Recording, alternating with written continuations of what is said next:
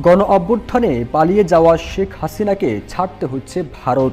কূটনৈতিক পাসপোর্টের ক্ষমতা বলে যে নির্দিষ্ট সময় থাকার অনুমতি ছিল, সেটি অতিক্রম করে শেখ হাসিনা দিল্লিতে অবস্থান করায় চাপ দিচ্ছে যুক্তরাষ্ট্র। বাইডেন সরকার ভারতের কাছে জানতে চেয়েছে শেখ হাসিনা কিভাবে, কোন অবস্থায় দিল্লিতে অবস্থান করছেন। তার জবাবে ভারত জানিয়েছে অল্প সময়ের জন্য ভারতে অবস্থান করছেন শেখ হাসিনা, তবে খুব শিগগিরই তিনি মধ্যপ্রাচ্যের কোনো একটি দেশে চলে যাবেন বলেও জানিয়েছে ভারত। যুক্তরাষ্ট্রের এমন চাপ সামলাতে না পেরে অবশেষে শেখ হাসিনাকে দিল্লি থেকে বিদায় নিতে হচ্ছে। বেশ কয়েকদিন আগেও শেখ হাসিনার একটি কল রেকর্ড ফাঁস হয়, যেখানে তিনি বলেছিলেন যে কোনো সময় চট করে বাংলাদেশে ঢুকে পড়বেন।